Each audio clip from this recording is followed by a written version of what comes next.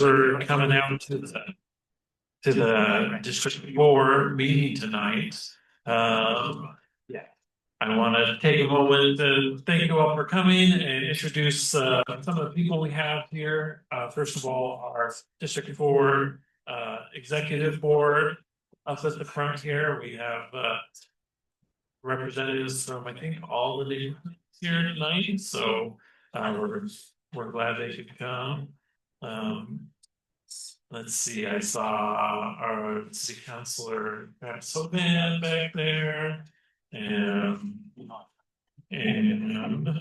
okay, so here's what I've been told for tonight. If you can talk real loud and everyone in the room can hear, you don't need a microphone to speak because we have speakers in the ceiling that pick it up for the online people. But if someone in the room is trouble hearing, we need to use the microphone just for here.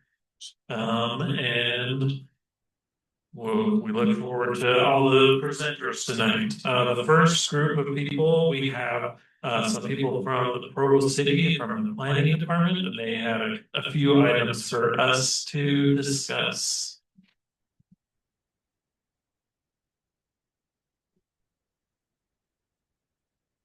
Good evening. My name is Deanne Morgan. I am one of the planners with Provo City, and I'm also joined tonight by two of our other planners, Hannah Salzl and Jessica Dahneke. We have been working with a group of BYU students this semester, and it's led by Professor Jamin Rowan, who is also a former Provo City Planning Commissioner.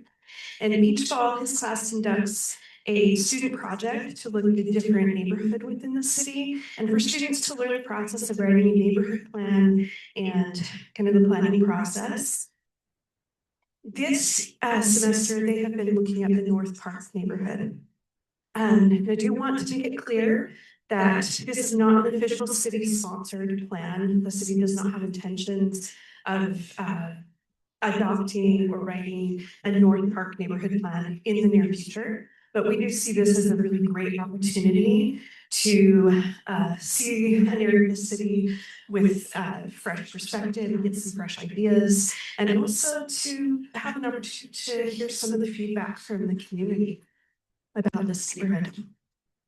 They will be presenting their plan to the city council, and they will be including the feedback that they receive from the community members to the city council with that. So please feel free to engage in that and to give your ideas and the concerns that you have for the North Park neighborhood.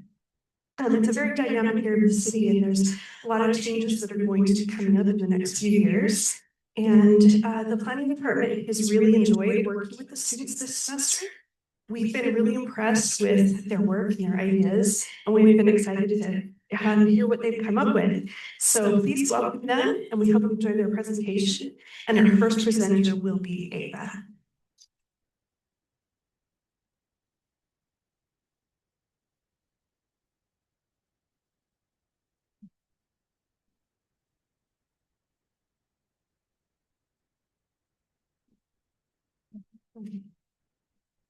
Hello, everyone. Like she said, my name is Ava Cooper-Levitt, and I'll let my friends introduce. My name is Ben Jensen. It's a pleasure. My name is Don Boyak. Ditto. Yes, and we are very excited to share with you guys what we've been talking about in planning and what we think the North Park neighborhood could benefit from adopting. So this first slide just gives a simple map of the North Park neighborhood and shows where it is in the scheme of the entire community. And so for us in our class, to make things simpler for us, we decided to split this neighborhood geographically into three different areas for three different groups to focus on. And so we split it into the River Trail group, focusing on the area around the Provo River Trail, the mixed use land area, which, Yeah, so just the mixed use, we'll talk about that a little bit later in the presentation with an image. I meant like a way. Yeah, so we can pull that up now. Yeah, so the mixed use, which is just like right here. And then there's the residential zones, which are in like the triangle that's west of the mixed use zone. That doesn't include the river trail. Thank you. Okay. Okay, and then the next slide. Who has, oh, you do. Perfect. This next slide shows some of the main anchor points that we have identified in this neighborhood. As was mentioned, this neighborhood is very unique and has a lot of character, a lot of assets to provide to the city. And this includes the Provo Rec Center, the West Valley Hospital, and the future medical school, and of course the Provo River Trail. And so in our plans and in our recommendations, some of our goals were to really connect all of these areas together and to provide ways to invite community members to visit them. Next slide. And so at the end of our presentation, we will have time for you guys to take a brief survey to give your feedback on our plans. But if you'd like to take the survey as we present you, the QR code is here for you guys to do that as well. It might be easier when the information is fresh to give us your ideas and responses. Next slide. Okay, so just get my notes out real quick. So more owner-occupied housing for a lower price is something that our new transplants in Provo are gonna find more attractive in an neighborhood. Land, let's not kid ourselves. Land is expensive. If we could build a home on less of it, it will become more affordable.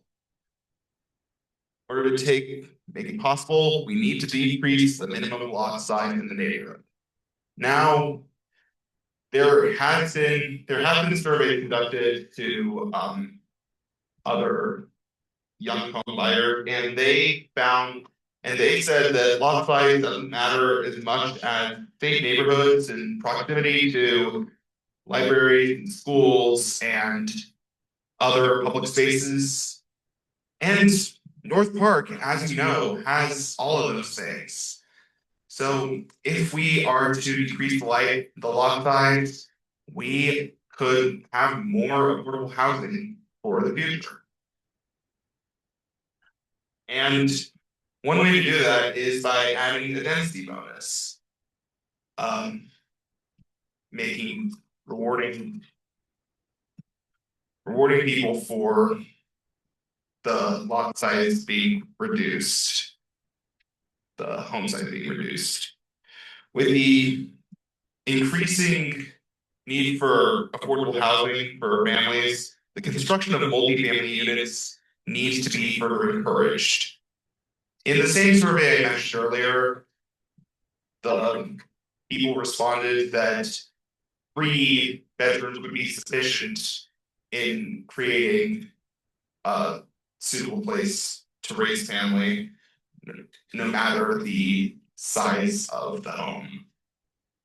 So I encourage us to build more family apartments, 3+ bedroom apartments in North Park. So that could get more possible. And one of the things that's preventing us from doing that right now is the residential conservation zone. It was adopted about 20 years ago to stop overdevelopment in the western part of this neighborhood.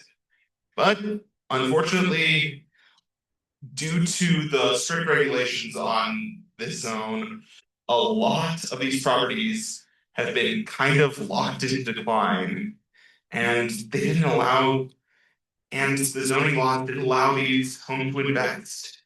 And these homes are just going to get worse and worse in the future. Just if we change the residential conservation zone to what's currently being used there, if we make it so that the homeowners can do what they want to do with it, we could have more incentive to reinvest in that zone and its future. else other houses are just going to get more and more dilapidated. Fulfilled its purpose 20 years ago. It doesn't fulfill it today, and I fear it is only going to get worse if we don't take action. Perfect. And I just would like to preface this. We're still in flux. We would welcome and love your feedback. So at the end, there's going to be a survey with questions about what it is we presented. Please respond because we want to make this about you all. One of the other things that we've discussed in our group is implementing bike boulevards. Now, bike boulevards are measures put in place to ensure biker safety. Those measures include lowering speed limits, creating graphics on the streets themselves, and occasionally even creating sheltered areas for the bikers to bike on. Now, as you can see here, I'll direct your attention to this graphic on your right hand side. You can kind of see some of the bike infrastructure that already exists. Now, the green lines, those are, as you can see, bike lanes. So the bikers have this, white lined place to bike. What we recommend is two options here. The first is implementing a bike boulevard on 100 West. The second thing that we're recommending is implementing a bike boulevard on 300 West. Now, a couple things to keep in mind, or I should say that, the reason why we're doing this is first and foremost to increase connection and to do so for active transport. Now, I'll begin first by describing 100 West. As you can see here, this is what it is that we're recommending. So this black dotted line here. The reasoning we have for implementing here is twofold. First, it's already mentioned in the station area plan. This is something that's already been anticipated by planners. 100 West has pretty close proximity to University, as you can see. University gets a lot of traffic. You guys know, you've seen it, you've driven in it. That can be pretty dangerous for bikers. The thought behind it too, the second reason, is that with the upcoming new medical school here, it might be helpful to create this area in which future students could commute here, because you have this bike lane on 500 North that already exists, and it's an easier shot right to this upcoming medical school here. The second thing that we're recommending is to implement a bike boulevard along this black dotted line here, going from 300 West. Now, the thought behind that is also twofold. First and foremost, it's already recommended that in the transportation master plan to implement a bike boulevard going up to 500. We propose that that's extended. Reasoning behind that is that we love the Provo Rec Center. Lots of fun things to do there. Personally, I've been down the slide a couple times, play basketball there. It's a blast. But what's really cool is that extending this way gives us a chance to connect with this bike lane in Cougar Boulevard. And by doing so, ensures that we can connect these two major hubs, right? So on the one hand, Provo Rec Center, on the other, the river. And so in making that a possibility through additional safety measures by implementing bike boulevard, we think that can really enhance the community experience. Okay, so for the Provo River Trail group, we were really inspired by the River and Lakeshore document that the city had published. We especially loved the vision that the document outlines, where the Provo River Trail becomes a place where community members can come to connect with nature and have space to enjoy wholesome recreational activities. And through our experience walking the Provo River Trail multiple times and living in the city ourselves, we felt that currently the Provo River Trail is being underused by the community as a place to bring people together to enjoy those recreational activities.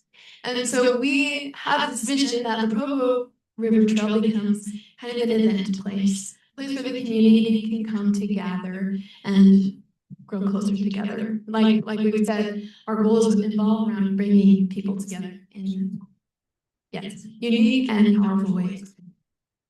And so can you go back one more? You're good.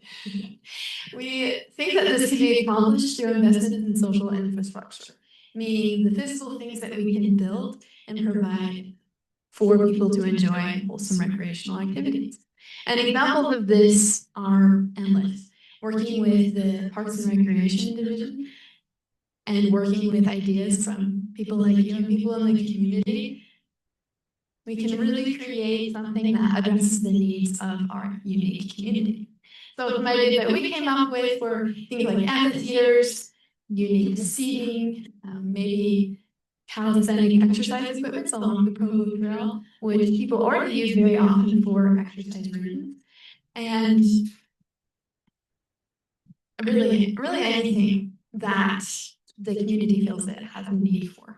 And along with these opportunities for recreation, there's also, we feel, some economic potential. If the city were to create maybe a designated physical place for booths of some kind to be set up, we think that this could be a place where markets could be set up. Maybe in the future, there could be some sort of small businesses along the trail to really attract people to come to this area and have it become an asset to our community and have it be a place where people come to connect with one another.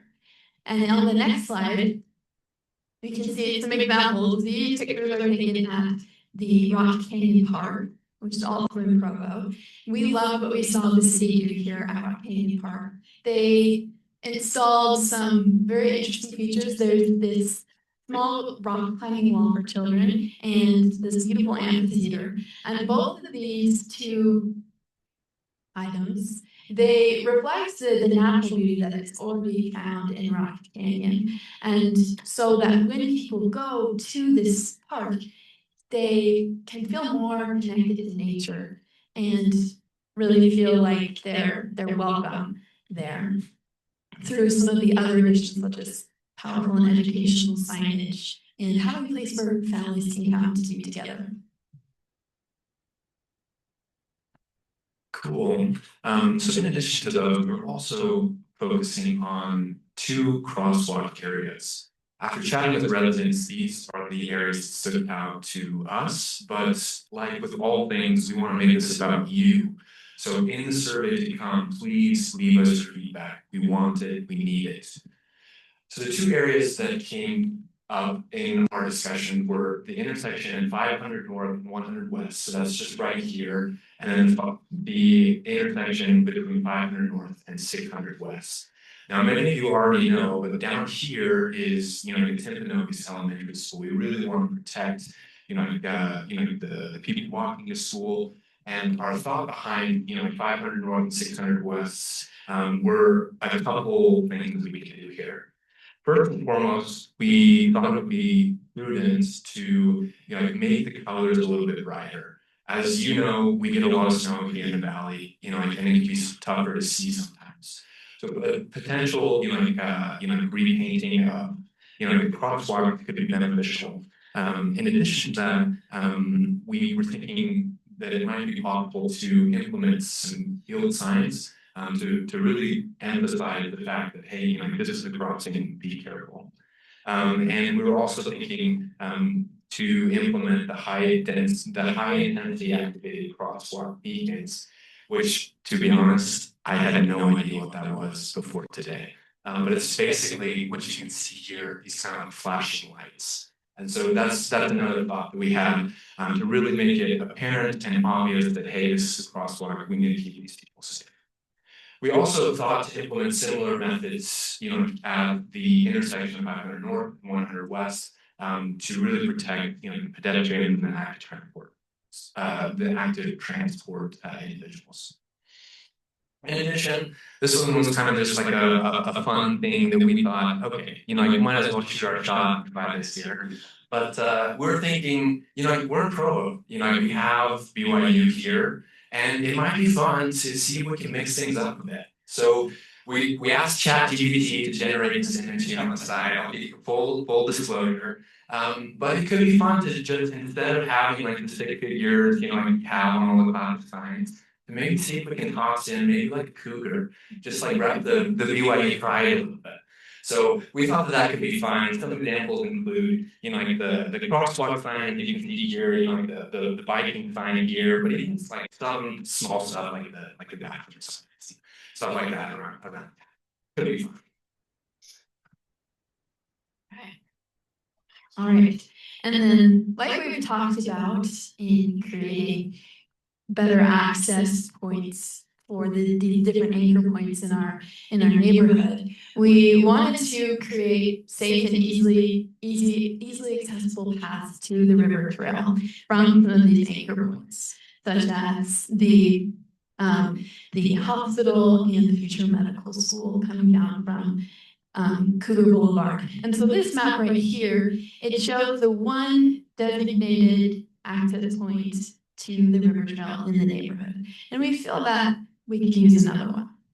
And so the next slide will show our proposed access points. Or since the access point technically already exists, a more defined, noticeable access point. So this is Columbia Lane. It comes off of Cougar Boulevard. And right now you can see the access point does not have very much to look at. It's kind of ugly and unattractive. There's barely a sign there that helps you know what this path leads to. And so our proposal is to make this access point more of a defined location for those using active transport to have a way to access the Provo River Trail.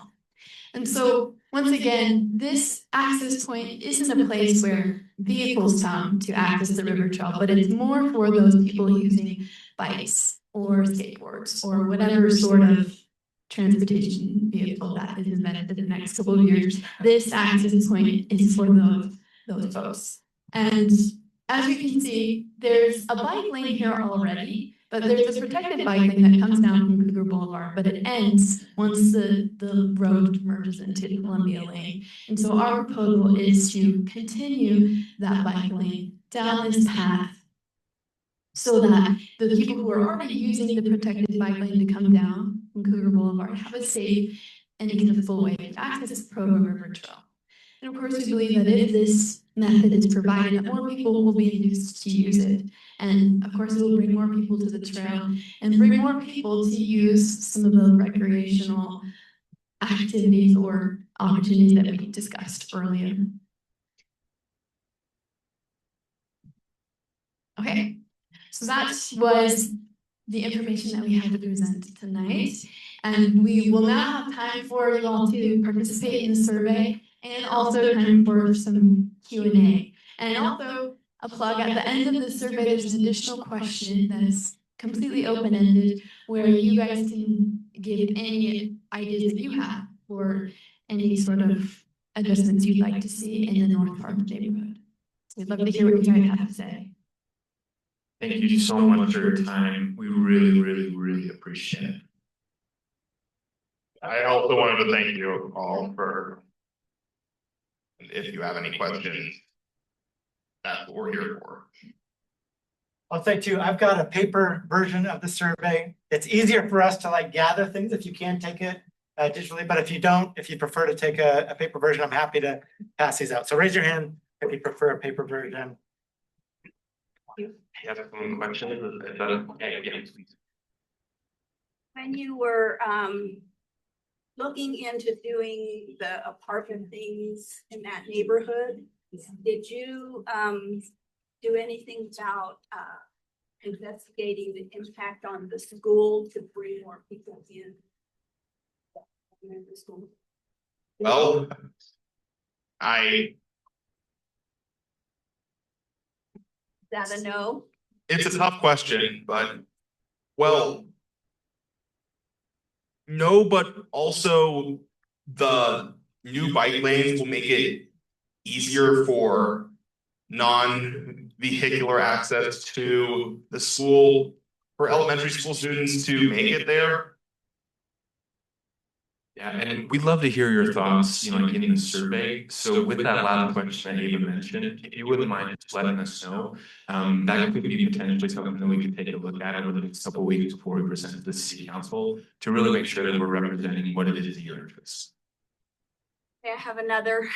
Is that okay? Please, no, this is what we want. So I've been around long enough to see neighborhoods that have deteriorated, but then have revived again. I know it's not here, but I grew up in Washington, DC.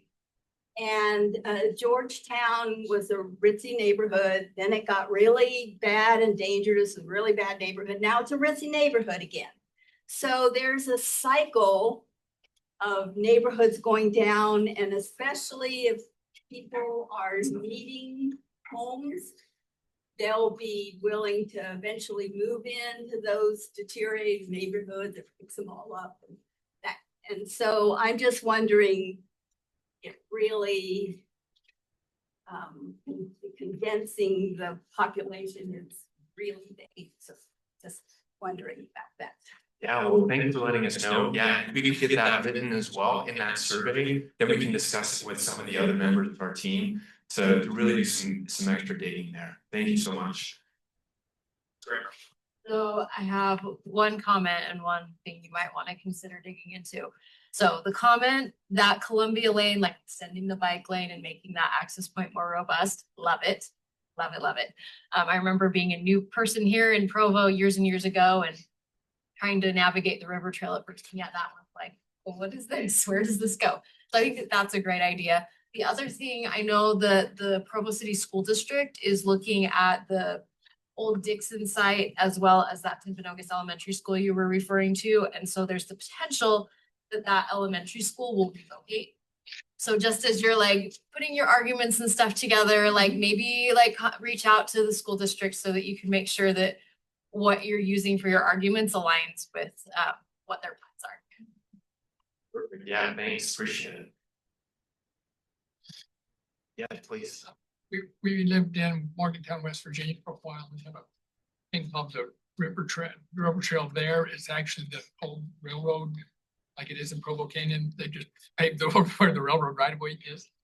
And they have things like, they have some hanging pipes that you can strike and play tunes on. The pipes are different, you know, a little structure like that. I mean, simple. It's just, and but the kids like to play on them and stuff. They have little playground things. I know one of the most popular areas, the Provo River Trail, is where that tire swing is on, hanging on a big tall tree, and they swing out over the river and stuff on it. And things like that, little recreational things. Another thing they have is they have a wall with different heights that the kids like to walk and step up on, or posts of different heights, and they jump from post to post. Just little activities like that, that the kids walking down the trail, they run over, they see that, and they run up ahead, and they climb on it, and they'll catch up eventually. Those are the kind of amenities that kind of struck me when I was visiting there as, oh, these are fun little gadgets that they've decided to put here. That takes me back. I did some similar things, you know, like growing up. So yeah, we'll take a look at that. Thanks. Cool. Well, yes, please. Okay, I was watching what you're doing about the smaller lots, and that's obviously, you're gonna have to do that. I grew up in Southern California. I watched the cities be destroyed. Glendale, Burbank, North Hollywood, because they're trying to concentrate too many people in one area. It was interesting to listen about this 3-bedroom apartments. Well, how many units are you going to have in these 3-bedroom apartments that you're talking about? And the issue you're going to have is parking. All you have to do is go to Orem and go to the Costco and look right across the street, right there where the apartments are. About a third of the spaces are taken up for the Costco lot that they share from people in the apartment because there's not enough parking for there. That's exactly what has happened in all these other streets. And that's the thing that I worry about when you're talking about we're going to have these apartment buildings. Well, they say, well, with 3-bedroom, whatever. And then they say you got 1 or 2 parking spots designated for an apartment. Well, everybody, you got to consider at least 1 car per bedroom.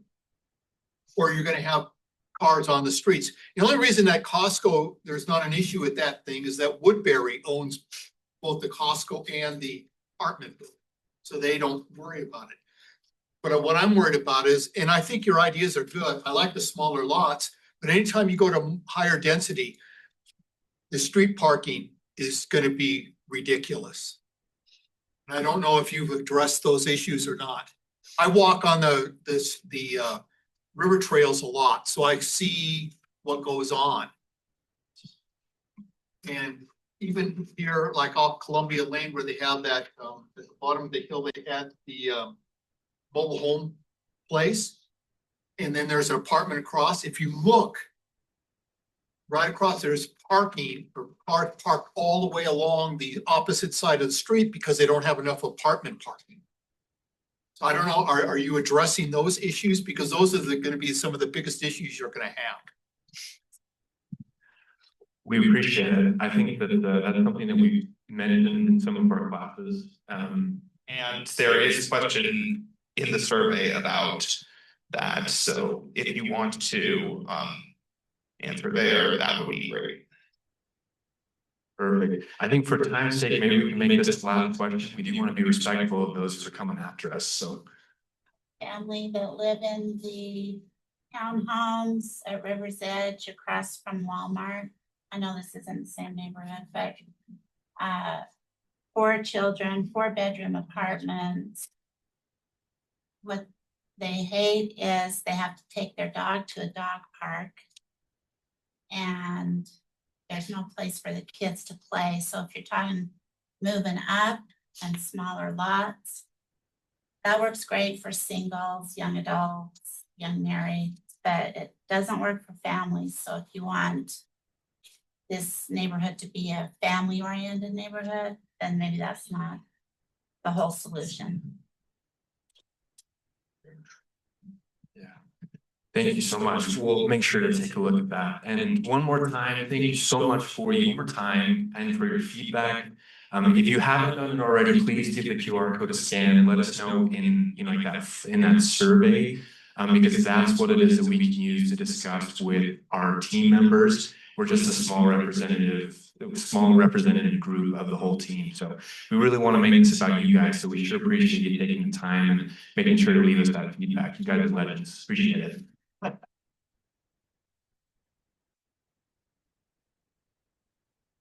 So much for your group working on this. They've met with Jocelyn and I at the North Park board members here a few times. We went on a walking tour and gone talked to them a few times. And I know this. So the neighborhood plan they're working on is not something that's close to being adopted by the city. But I told them to just really go for it and bring us all your ideas, because I think our neighborhood is one of the neighborhoods that's most open to trying out new things and bringing new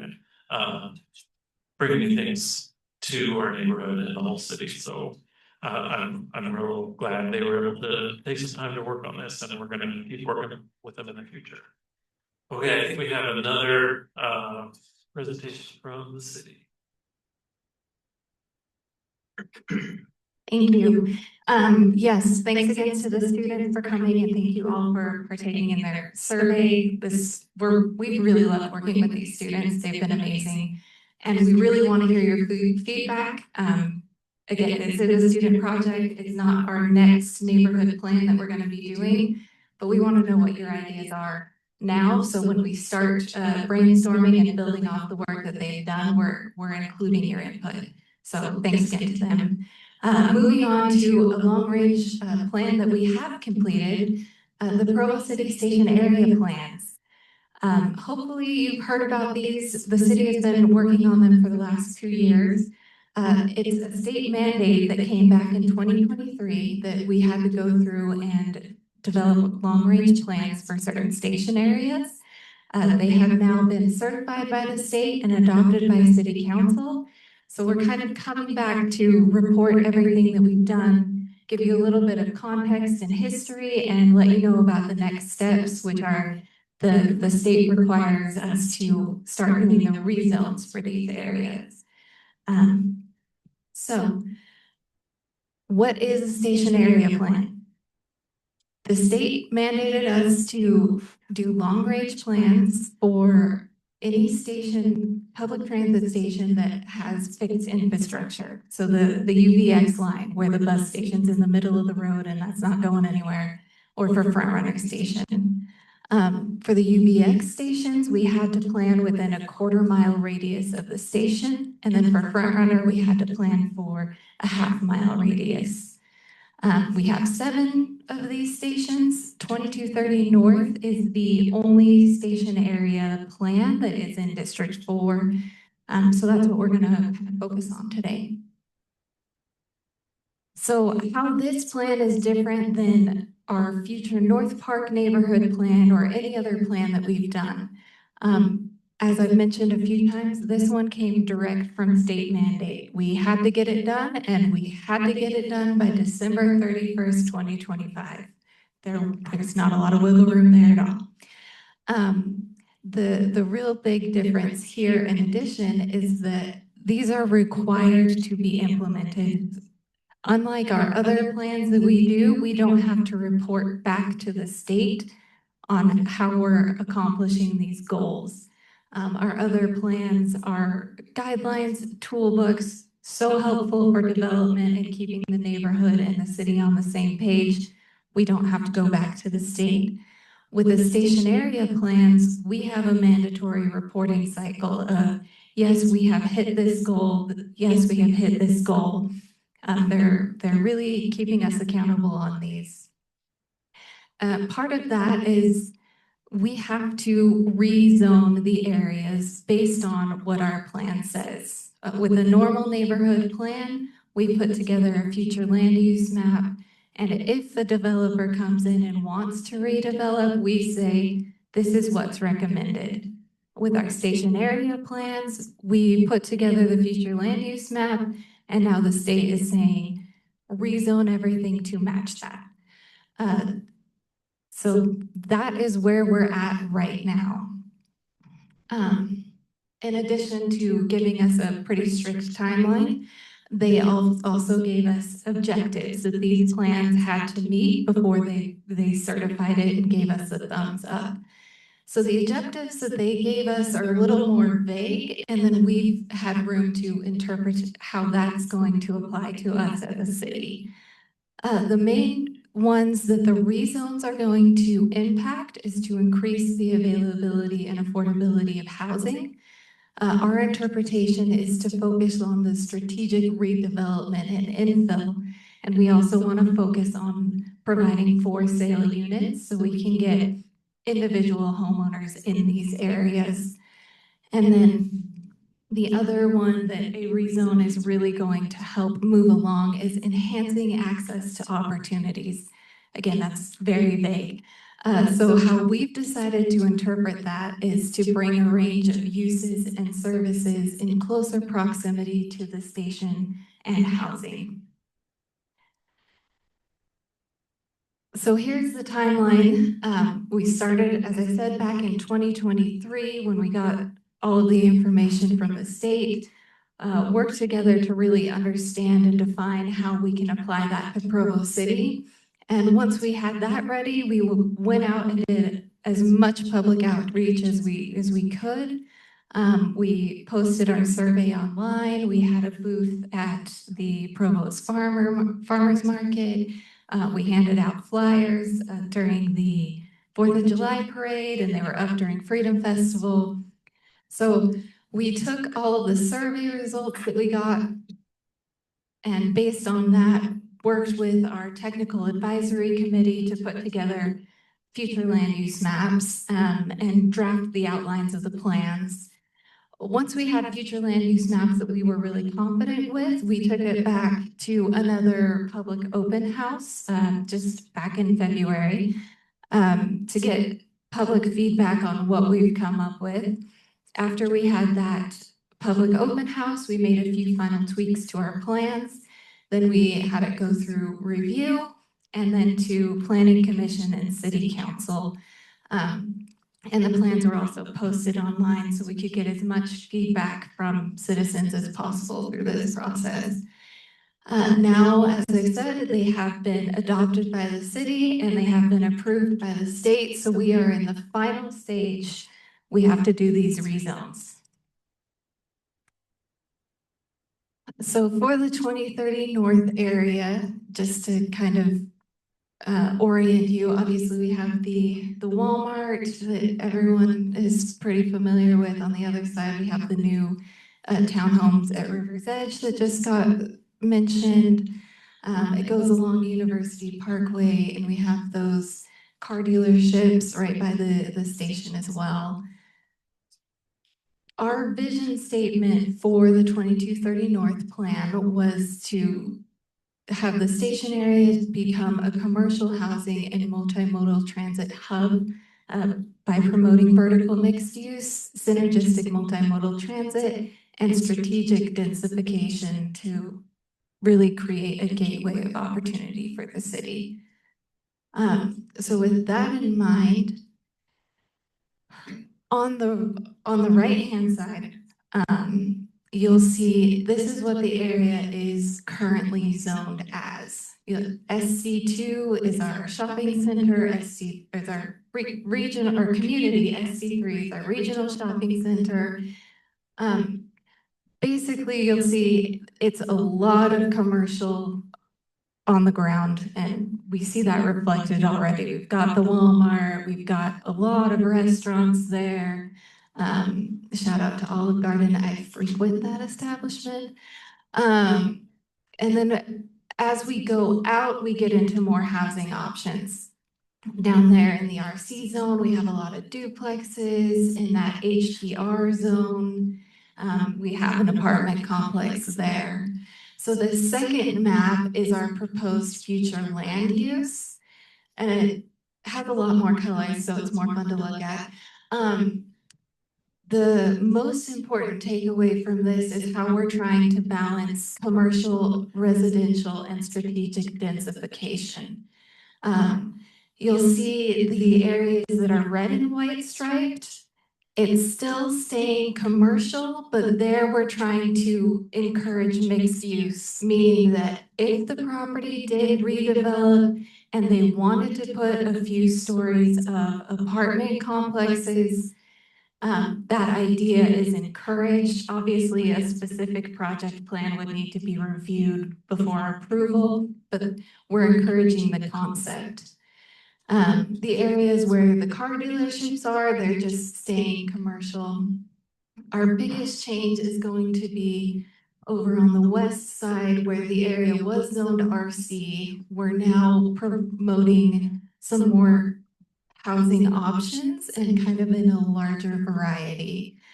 So that area that the mouse is on right now, thank you, Rachel. That's being proposed as stacked housing, like 3 or 4 stories.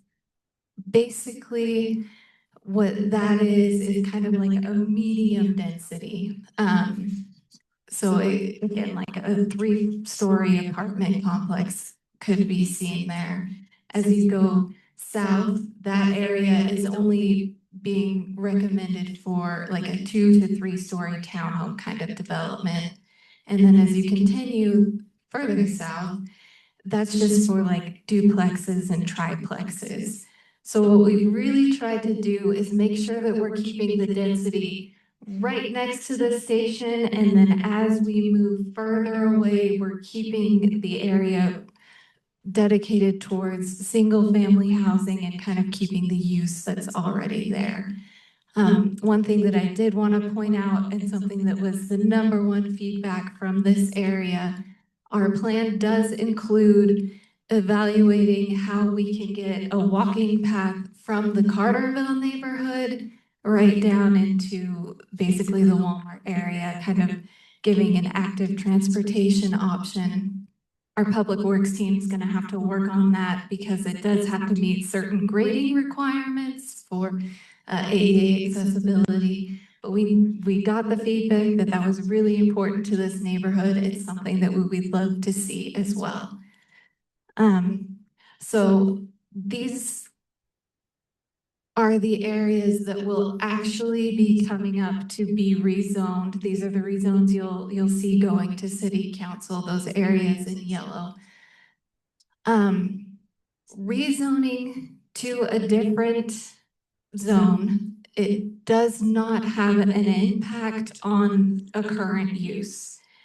We want these current uses to stay for as long as they're there. So if the current use is not permitted under the new zone, it is considered legally non-conforming.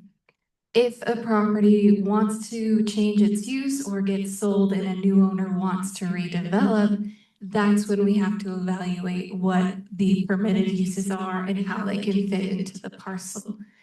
So as I mentioned, the state is mandating us to do these rezones. But one thing I do want to make clear is rezone is not project approval. Rezoning gets rid of the first hurdle for a developer. But in every case where someone wants to develop, they will still have to come in. It does still have to be reviewed. And in a lot of cases, it will have to go to a public meeting, especially for commercial development. But that's just basically us coming back to kind of return and report on how our station area plans are going and this next step that you'll see coming. Can I answer any questions? Yes. Station area, you mean it's the bus rapid transit, it's the UVX, Yes, right? And UVX that's fun. stations. So that whole area is terrifying to be on foot across, like I mean, you have to get in your car. I don't know how those people at the river's edge, like in order to shop at Walmart, they must have to like get in their cars and drive across the street to get over to that area. It feels like, so is there any plan for how to kind of make that whole area walkable and safe for people to, go pop over to the 7-Eleven or whatever? That's a great question. Yes, so in the station area plan, we also have a whole chapter dedicated to transportation improvements. We're just kind of focusing on the rezones because those are immediately happening and state required to get done ASAP. But yes, we do have proposals. We're gonna put in a bunch more people living right behind where like the UPS area is, like, it's already, you can't even turn left to get into Walmart there, so if you're coming from Grandview, so, yeah. Yes. So with greater density, are you going to mandate a certain amount of green space within there? So that there is a place to walk the dog, to go. Yes. The children and things like that. If Right. there are more people living there, we need some green space. Yes, so actually just recently, unfortunately not recent enough to meet the river's edge, we added to our code an amenities checklist. So new development is encouraged, they have to provide a certain amount of amenities and it's scored based on what amenities they are providing. Dog parks are high up there on the list. It's something that we want to see. Green space, playgrounds, those are all amenities that are highly favored in our amenity checklist. Not required. Well, a certain amount is required. How they meet it is still up to the developer, but green space like that scores higher, so it brings them closer to getting that score in an easier way than providing a bunch of other little things.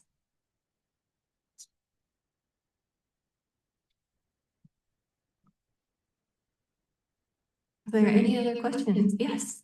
Going back to that thing, is in that circle, are there currently any parks in there?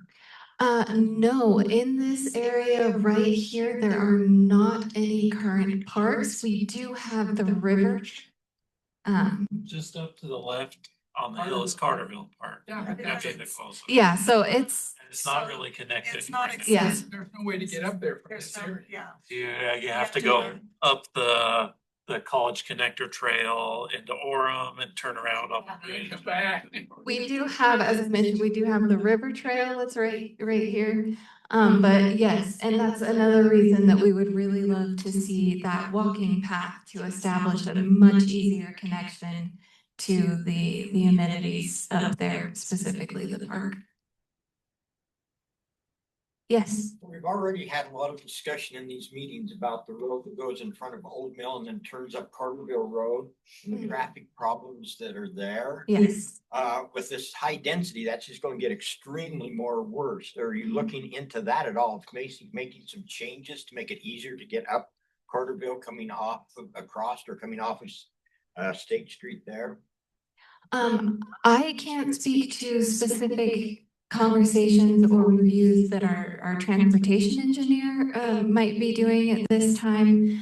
One of the things that we are trying to encourage with this station area plan is to make things more walkable so people feel less dependent on their vehicles to get by. And another thing as part of this is that new developments, most of them will have to do a traffic study of some kind to show that how they're having their impact.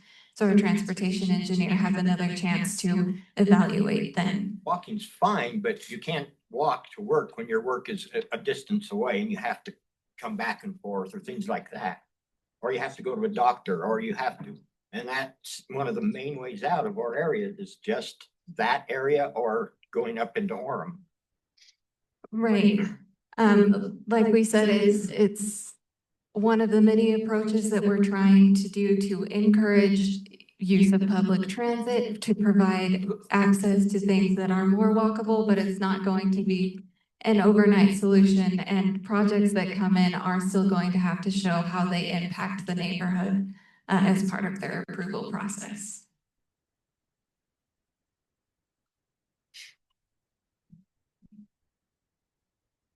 Awesome. Well, thank you so much. Presentation, Jessica. Okay. And we have our next item on the agenda. We have a planning item. Did you have something? Yes. Also Hannah, planning staff. If you've finished with your surveys, we'll collect them now so we can get them back to the students so they can analyze the results. Hopefully before the council meeting. So if you have a survey that's paper, hold it up. Look at it. Okay, and while the developer is coming up, I just want to say where we're at in the process. The developer has just finished all department reviews.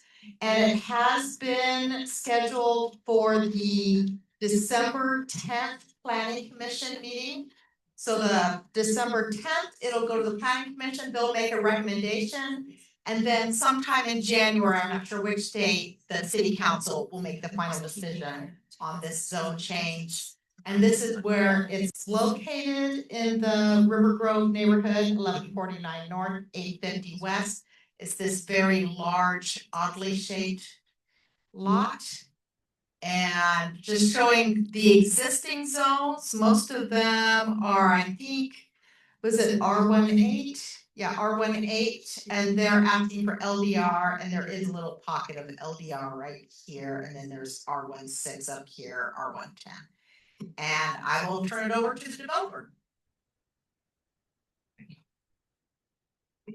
Okay, I'm Trent Hatch. Nice to meet you all. I'm the one presenting this concept. We just want to change this lot and have it rezoned so that we can fit this old house. We just want to demo that and then put in new houses in this area. So it's a pretty straightforward plan. We're going to try and split it up. This is the existing, but it's, just a kind of an infill lot. Just, I think the house is 1936. The current owners, want to kind of move out. It's fighting cancer and things like that. She wants to get the money to move out, get an extra home to kind of have her family in. So this is what we're proposing. We want it to be rezoned to LDR so that we can fit, mostly because of the frontage and requirements for that, and just to bring in some, more affordable housing. It's going to be single family houses, 3-bedroom, 2-bath, on these two lots there, and then the flat lot here will come in, same thing. We try to keep them 8,000 square feet, because the rest of the area is 8,000 square feet lots. But the flat lot portion needed to be 80 feet wide, 80 feet deep, which cut into one of the lots, so it's a little bit smaller than 8,000. We did have a plan that we submitted to try and keep them all 8,000 square feet lots of just single family homes, but with those requirements, it cut into it a little bit. If we could have got a variance change for the access needed to be like 60 feet wide to make those the one lot here 8,000. But so this is what we're proposing. It's basically just three single family houses replacing that older home. These are the plans. We originally thought about trying to build them with unfinished basements. So if a family moved in, they could, as their family grew, they could maybe finish the basement out, a couple of rooms. We're not sure that we'll be able to put basements in them, so it'll probably just be rambler style with maybe a second level.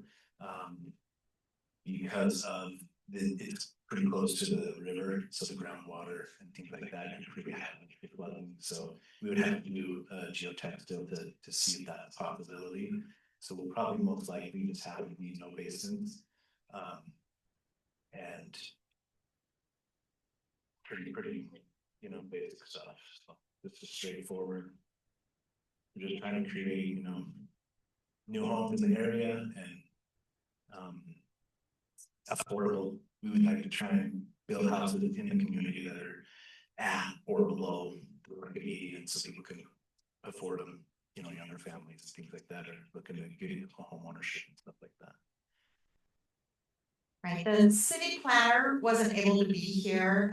She had written this statement, which is now out of date because it has passed all the reviews and it has been scheduled for planning commission. Any questions about that, or go ahead? Yeah, I live less than a block from here. I think this is a great infill project. We need more of these throughout Provo. Thank you. Yeah, appreciate it, man. Thank you. Go ahead. Can you go back to your map? I'm just trying to picture the access for those three homes. I'm familiar with it. I live down the street of these three homes, but I just wasn't sure where, So this is 850 West. There's a church here. Okay. Remember the church? Yes. And then this road here is kind of a. Okay, the little road. Okay, I know where we are. Comes towards Lions Park. So everything will access from 850 West down into that little. No, just this home will come. That home? Off of 850 West, there'll be this driveway that is already existing that goes to the existing house that's here. They use this, the front over here doesn't have any access to the road. That's kind of like, it almost seems like it's a private road, but it's not. Yeah. And, but those two homes will have front driveway access and the garages will be, those areas are driveways. Okay. So just go to their garage because there's not room for a driveway. It'll be right into the garages, yes. Small. Yeah, they'll be small homes, yeah, they're a little bit There's not a small. lot of space there. No, yeah. And then this will be the only house that comes off 850 West. So those two will be on that road, and this one will be on this road. So you just come in through the garage always? No, they'll be there. I mean, You have Still to go the plan, through the garage? She bring see the plans? You pull. there's Oh, there is a door there. porch. to the garage. That is a little, Yeah, that's good. little, yeah. Cute little kind of. Park garage. Can you go back to the lot layout? So I'm just curious. So why is so on the house that's on the left, it has it has that whole property that goes down behind the other house? Is that their property? It is, yeah. It kind of and the reason we were doing some of these things is we were trying to keep those lots in conform with the rest of the neighborhood. It was 8,000 square feet. And so having the extra space there, and that's the same reason we had this line down more. And this house was shifted over a little, to make all of these trees stay 8,000 square feet. Well, that is it 26 feet or 27 feet wide? That's 26 of that area? Yes.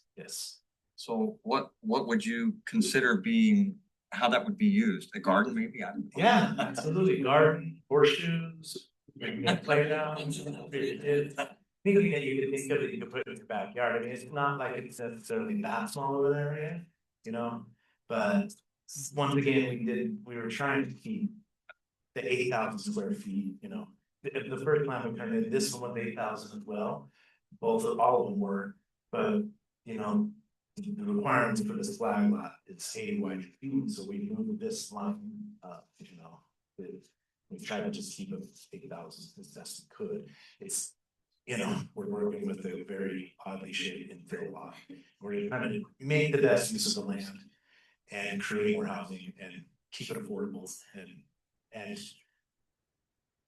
you know, working with the neighborhood as well is what it's currently development done. And what's on the, with that, is that the west side? Yeah, that's another property, just single family home. There's a cul-de-sac kind of in this side, and there's access through that way, and then the house is on the front that access on 1160 North. So there's one little single family home there, and then there's access in the back, which could honestly be the same type of deal where you can access from the, if you see right here, I believe this is the cul-de-sac right here, this driveway right here, and then there's a big empty lot here, and then the house is here, closer to 1160, but it's just one home there. You could almost do the exact same thing. This is eventually probably gonna be a flag lot, single family house. And you know, back up in there, it'll be the same thing, I assume. The current owner says that, you know, he's relatively old and they're planning on when he passes that they're gonna try and do the exact same thing next door is sell it off. And those are very old homes. I think they were built in 19. The one on this property is 1936. That one I'm not sure, but I know it's pretty close to the same age. And I mean, this road too, it's a lot of trees and things. It's just, it'll be a lot of improvement will be made to that street to make it more. I mean, when you drive past it now, it looks like it's a private driveway or something that doesn't work. At all. But Just to have you done a comparison, because just south of that third lot, you said there's a cul-de-sac. Those are all Habitat for Humanity homes that are in there.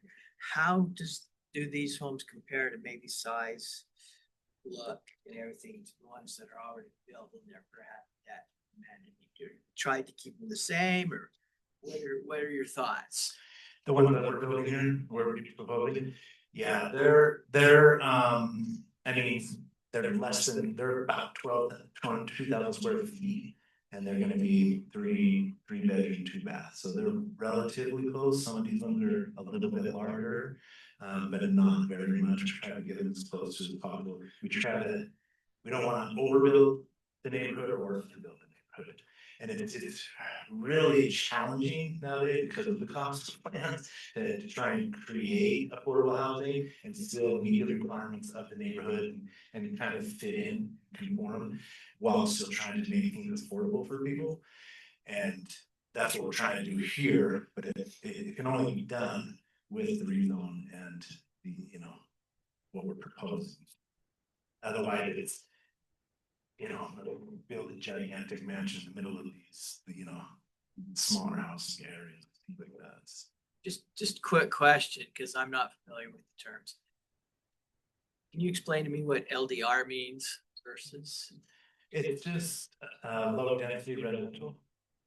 I think the reason, like he was saying, for this zone is you can do like it's like one step up from a single family home, but I think you were saying it mostly has to do with the frontage requirements is why they chose this one. Cause if you have a single family home, you have to have, I don't know what, 60 feet or something of. In this area, R1, the R1A is 80 feet. These require 40 feet. And these will be. Well, then that will fit on that. Okay. Yeah, so in order to do it, the frontage is really the concern of what the problem is. In order to build the two, we needed the 80 feet to be reduced to you know, there's a little bit more than 80 there, like 89 or so there'll be like, you know, 45 feet wide lots. Go ahead. as you probably know, there's an irrigation ditch on the south side of 1160 North. How are you going to deal with that? And also, will the city require you to put in sidewalk for that portion where your property meets the road? Yeah, they have mentioned future plan for that. And possibly dedicating some of that frontage for future sidewalk that they may put in. Right now, there is none, and as far as irrigation, we will have to get a hold of the ditch master and then see if that is going to continue to be used. If it is, we will have to, you know, most likely put it in underground or, you know, create a make it, you know, we'll upgrade it basically from what it is to be able to create a driveway across the top of it. So, Go ahead. just, I mean, by way of comments, this is the neighborhood I represent. I live nearby. I put it out on our group, our Facebook group, and I got nothing but positive comments. So there, Awesome. people really excited to see this lot turn into something That's what we love. beautiful and nice and. Yeah, that's what we love here. That's what we love to try to accomplish is make everybody happy and still be able to create beautiful, affordable housing for people. So that's great if you're. That makes it so good. Thanks for coming and presenting for. Like the neighborhood is generally excited about this project, so if. And Rachel, this has been through planning commission already, is that right? No, so his project is scheduled for planning commission on December 10th. Okay, so if Oh, you have any other. If you have any other comments, you can give them to us as board members, and one of us will probably can pass those along, or you can come to the planning commission or city council meetings in the future. Okay, let's go on to our next agenda item. I think this is coming from Rachel about the Carterville meeting. Okay, so I was approached by David Alders, who's one of our Carterville representatives, about splitting the Carterville neighborhood. Right now, the line goes down here and then across. And there's this dividing line of the Provo River, which really divides the neighborhood into two. And so he had the idea of splitting the Carterville neighborhood into a new neighborhood. So Upper Carterville will stay Carterville. Lower Carterville would be renamed Brickyard, because that's where the historic Provo Brickyard was. And as we looked into it, we looked at the populations of our neighborhoods in District 4. And you see about 3,000, 3,000, 2,000, 5,000, and Carterville was over 9,000. So quite larger than the other neighborhoods. And if we split Carterville along the Provo River Trail, it would make it about pretty even between Carterville and the new Brickyard, and about 4,000, so a little bit more in line with the other neighborhoods. And we had put this to the District 4 board members, and most of them were for it. There were some concerns, so they were for it because the needs are different between upper and lower. The population would be, you know, more in sync with the other neighborhoods. They have that physical divide of the river. There's some different needs, and but there's always a concern of whether we can find good representatives from both neighborhoods. And there's an imbalance of houses and student apartments. Correct me if I'm wrong, Carterville residents, but there's mostly single family homes kind of in this area, and then apartments kind of here, and then I think in the Brickyard there are single family homes kind of right along 300 West, and then the rest is mostly apartments. But this is something that I am going to be presenting to the city council on December 16th. So if you have questions, if you're for or against or anything that you want to tell me before I present this to the city council, please let me know.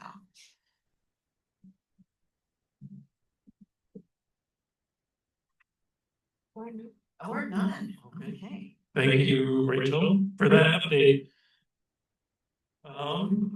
All right, we had a few things to talk about from our executive board members. We have, we had a few events happen recently. Does anybody? Go to the next slide. Oh, yeah. Okay, I'm sure a lot of you know the bridge on 820 North is underway. So did you want to talk about that, Chris? Sure. I mean, I don't have a lot to say. I'm sure you've all noticed I've already tried to go that direction because I forgot it was closed. They are very eager to be responsive if there are issues. I represent the Rivergrove neighborhood, so we are very, very affected by this, as is North Park and the other neighborhoods in our district.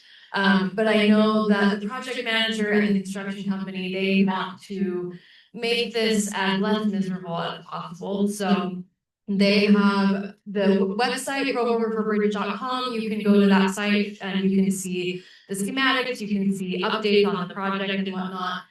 They also have their hotline and email address on that site, and I put them up here. So if you have a problem, if there is a sign that is preventing you from going where you need to go, reach out to them. They can adjust the signs. I already had them move one so that we didn't have lots of traffic problems in the morning. So I guess the main point of me presenting this is just to ask, does anyone here have concerns or comments that they would like to raise about this particular ongoing project at this point? Like, it's new, I don't have a lot of updates, so. Rachel? I just wanted to say, I forgot to put these out earlier, but I have little business cards about the 820 North that has this information on it if you want to take it. Excellent. Grab one on your way out, put it on your fridge, so if something ticks you off, you know who to contact. Yes. Say the signage is so much better than it has been in the past. They even came around to all the businesses there and gave us each a copy of the maps and everything. I was very impressed with that. Oh, good, good. I too have been impressed. I feel like they've really outdone themselves. Yes. I just have a question. For those of us that go to Timpanogos Elementary, I think we were all very worried that 500 North would become just a zoo of traffic. And so far, it hasn't been terrible, at least from my point of view. Oh, but I was just curious from the groups, anybody who lives close there to 500 North, how the traffic has been with detouring around 800 North.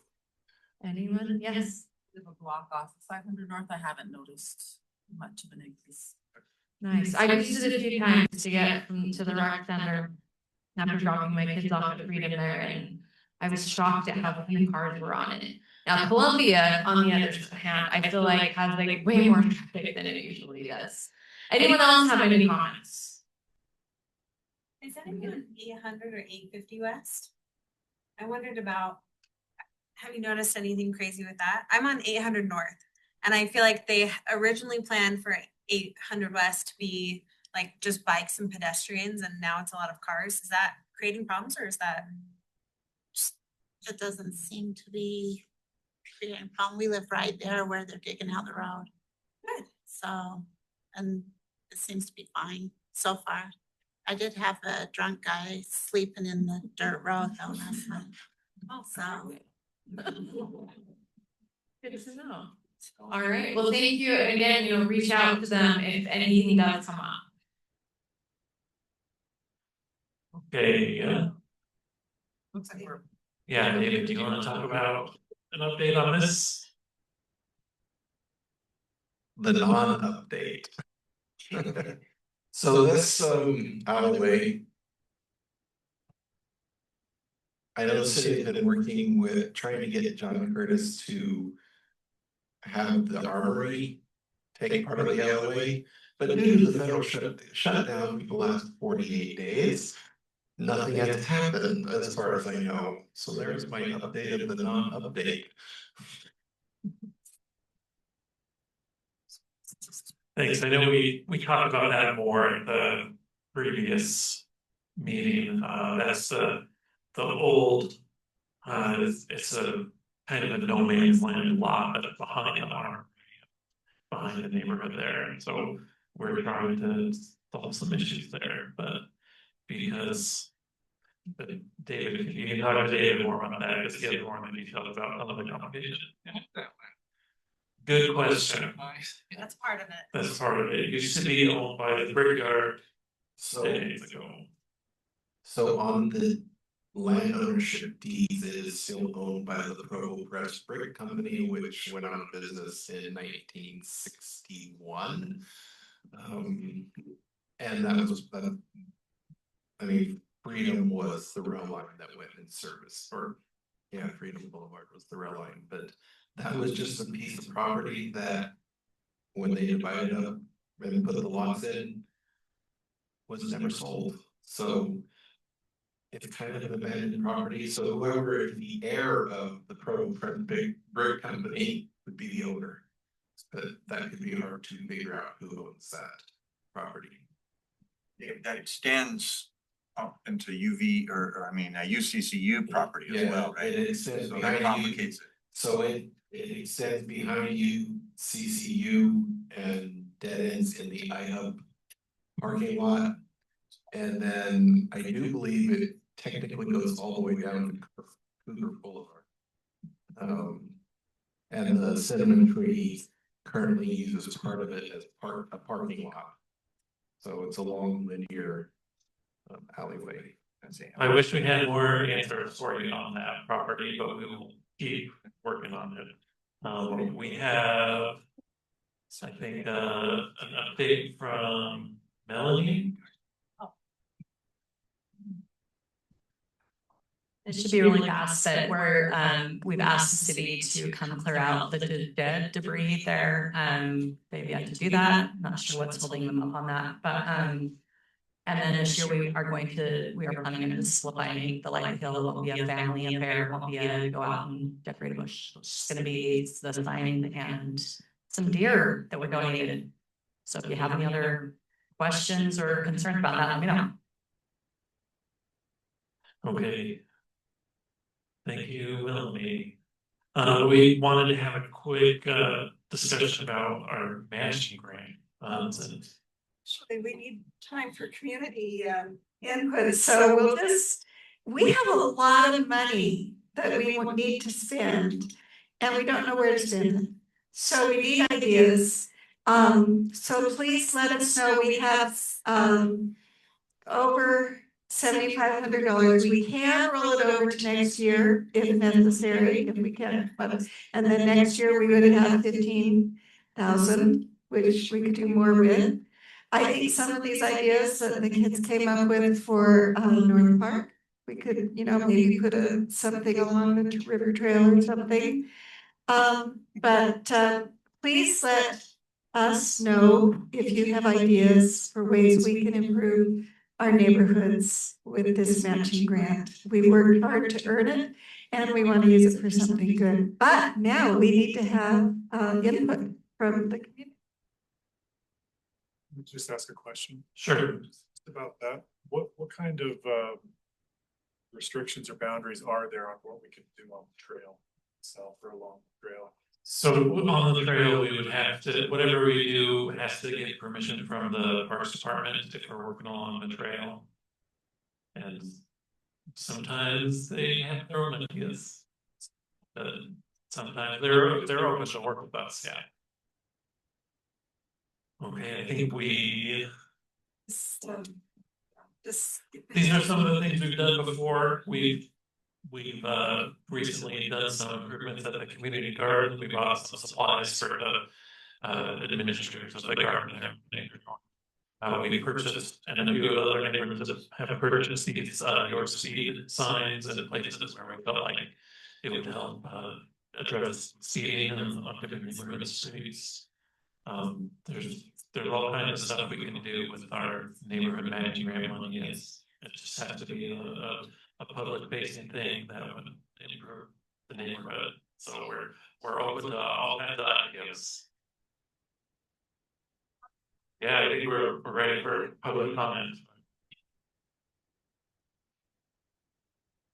Oh, You'll just I'll just speak loud. So we have public comment. This is for anything you want to discuss or any other issues. Are you interested in ideas of ways that you can spend your money? Yeah, Absolutely. Yeah. So, for years in Lions Park, we wanted toddler swings. Lions Park services the Rivergrove neighborhood and the Grandview South neighborhood. And there are 2 regular swings, but no toddler swings. Oh. Thank you.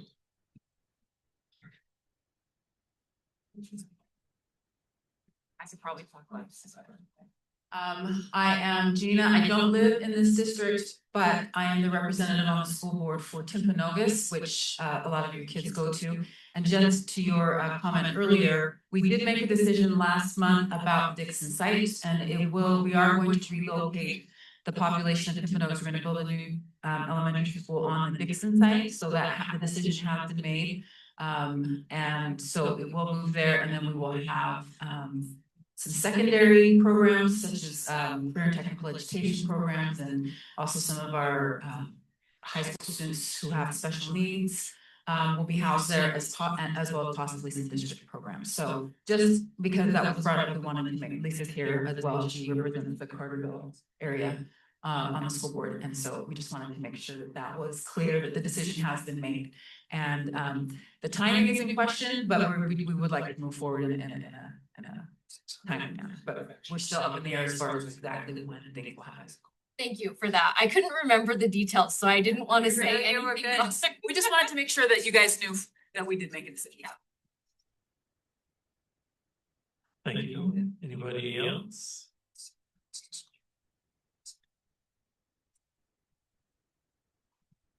Sorry, I was looking it up real quick. I mean, just some ideas for you on how you might be able to spend that. This is in the North Grandview area. The road that comes from the roundabout goes down to Columbia Lane there. Might be good to put some of those signs with your speed, just with that police speed limit thing that's been there for the last while. As I'm driving on that road, 45, 35, 36. I'm like, there's a lot of kids that play on that strip of land right there. So just an idea. Thank you.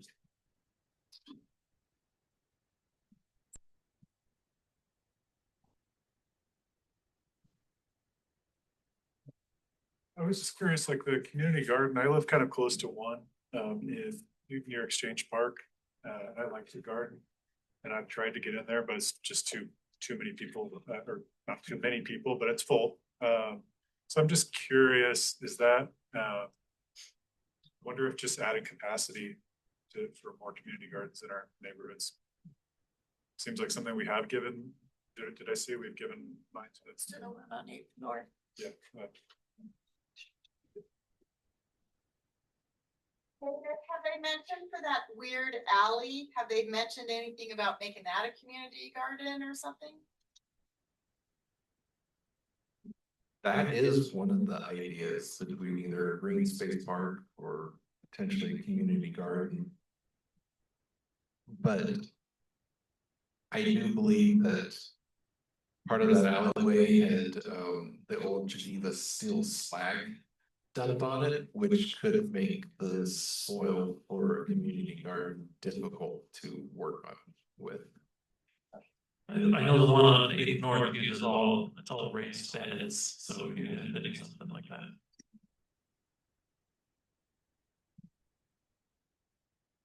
Anybody else? Thanks to all the other official people that have snuck into the meeting. I see a few other council people and school board representatives, so thank you guys for coming here. Anybody have anything else? Yeah, I guess we'll see everyone in 3 months from now. Thanks for coming.